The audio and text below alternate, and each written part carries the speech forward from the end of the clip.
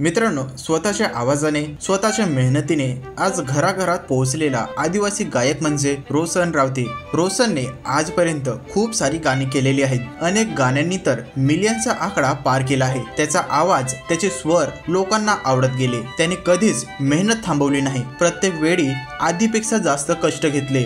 दररोज सकाळी उठून रियाज केला, नवनवीन चाली शिकल्या आणि अशा प्रकारे पालघरला मिळाला एक सुपरस्टार। त्याच्या जर्नीतून खूप काही शिकायला मिळते। तर आजच्या व्हिडिओमध्ये आपण जाणून घेणार आहोत रोशन रावते पालघरमध्ये फेमस कसा झाला। रोशनच्या पर्सनल लाईफ विषयी सुद्धा जाणून घेणार आहोत। त्याचा जन्म कुठे झाला, राहतो कुठे, लग्न कधी झाले, बायकोचं नाव काय।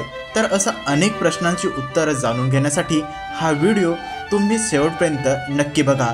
द पालघर टेल्सच्या या यूट्यूब चॅनलवर तुम्ही नवीन असाल तर या यूट्यूब चॅनलला सबस्क्राईब करायला विसरू नका।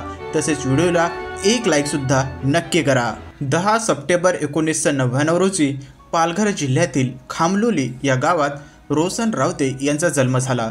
त्याचं पूर्ण नाव रोशन भाऊ रावते असं आहे। त्यांच्या वडिलांचं नाव भाऊ मर्या रावते असं आहे, तर त्यांच्या आईचं नाव भावना भाऊ रावते असं आहे।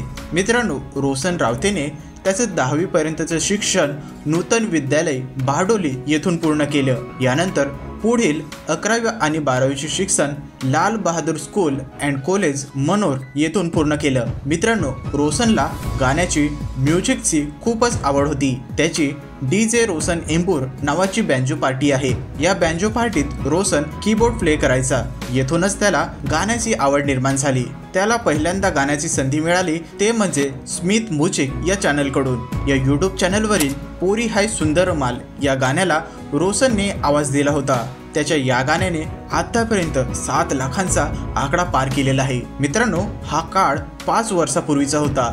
त्यावेळी पालघर म्युझिक इंडस्ट्री नवीनच उदयास येत होती आणि याच इंडस्ट्रीमध्ये लवकरच रोशन रावतेचा आवाज घुमणार होता।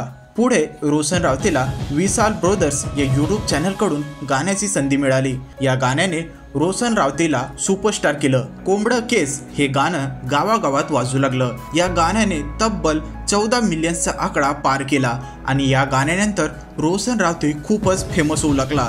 या गाण्यानंतर चल ग सोनू तारपानाचा आहे, लांब लांब केस, तल्यात पाणी डुलं, मिला येन तुलं, पोरा फोन नाही केलास, बागेत फुल मोगऱ्याची अशी अनेक सुपरहिट गाणी त्यांनी दिली। प्रत्येक गाणी मिलियन्समध्ये जाऊ लागली। मित्रांनो, आज रोशन रावते संपूर्ण महाराष्ट्रभर प्रसिद्ध झाला आहे, पण यामागे त्याची स्वतःची मेहनत आहे। सकाळी उठून रोज केलेला रियाज असो किंवा नवनवीन चाली शिकणे असो, रोशन स्वतःला अजून चांगला करण्याचा सराव करतच असतो।